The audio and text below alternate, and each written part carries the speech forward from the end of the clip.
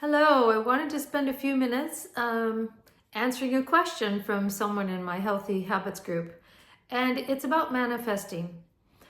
I used to really struggle with this mindset of scarcity. Probably it comes out of my childhood because there were times where in our family we struggled to pay the bills. And something that I learned with manifesting is to stop looking at what you don't have and start looking at what you do. Manifesting is kind of putting out in the universe what you'd like your life to be, what you'd like to have happen. And when I work with my clients, I tell them, think about what your life would be like if there were no obstacles in the way. You could have whatever you dream. And just tell me about that. And that's kind of what manifesting is. But manifesting is more than just like hoping and wishing. It's more than just saying, oh, I want to be healthy. I want to live a long life. And those are great manifesting statements. But the way that you want to do it is you want to say, I see myself being healthy, living a long life. And then you have to put the actions in to manifest that life. Otherwise, it's a hope or a wish. But why is that important? Why should you even speak out loud the things that you'd like your life to be like? Well, our brains are very powerful. I've said that before. And they believe what we tell them. So when we start speaking with our voice, our voice, I used to be a music teacher, it goes through our body. There's a physical response. It resonates inside. So that's a powerful thing to do. If you just start speaking aloud what you'd love your life to be like if there were no barriers. And there's another reason why that's really important. When you look at change, the very first stage of change in the trans-theoretical model of change is an I can't and I won't stage. And as long as our minds stay stuck there, then we won't manifest any change because we don't believe we can. So our brain is not going to put in the effort to change. So in order to manifest a different reality, we have to start opening the suggestion of, well, what would my life look like if I could change? If I didn't have any barriers? And just saying that and thinking about that, dreaming, put it together on a mood board, maybe write it in your journal, do some digital notes, do some recording on a video like this and replay it later. You will see your subconscious start to open up, and all of a sudden things that you didn't think of were possible will become possible.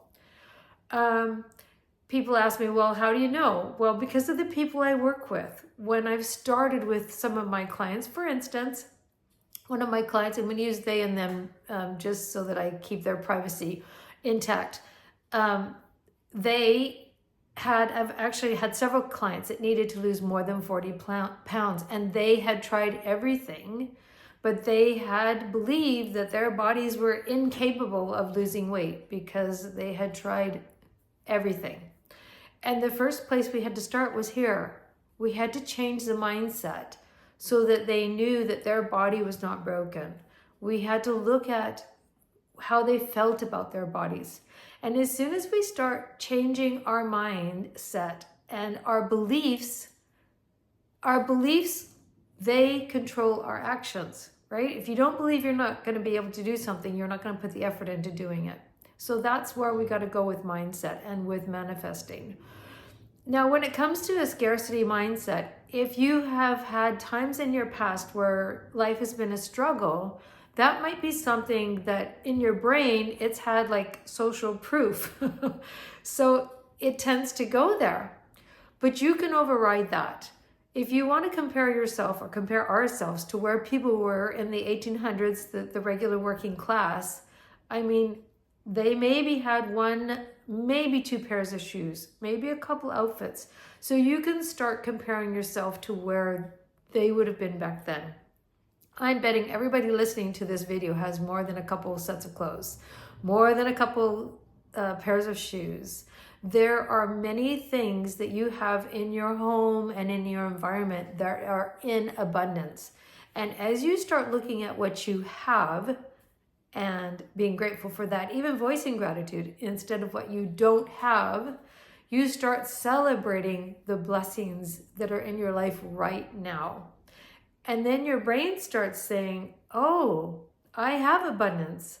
I have all these things. And your energy starts becoming aligned with an abundance mindset as opposed to scarcity.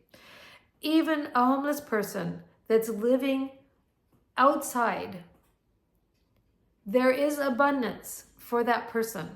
Now, I realize there's probably a lot of scarcity and they need help, but there is abundance in the air they breathe.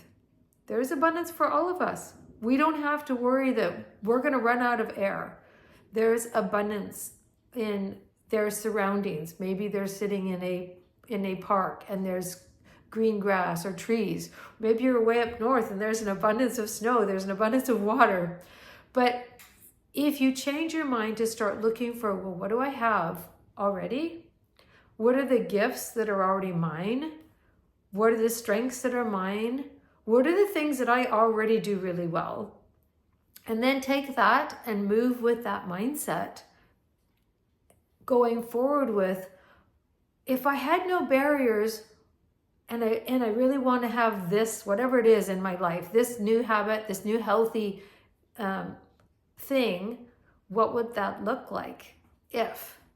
And so as you start doing these three things that I really suggest, one, opening up the possibilities, giving yourself the if. Two, looking at the things you already have in abundance. And three, being grateful for that. You will be able to see in time, and not that long of a time, a noticeable difference between how you used to think about your life and how you think about it now. Most days now, I spend time being grateful, doing positive affirmations, and I have a very full, wonderful, blessed, abundant life. And the more that I'm grateful for that, the more that I recognize all the things I have and the more abundance and blessings that seem to pour into my life. So I hope that helps. I know you may have trials and struggles. We all do. But if we focus on the things that are going well and we focus on the things that are good in our lives, we will attract more good. So sending out all my love. This is Coach Anna. Bye for now.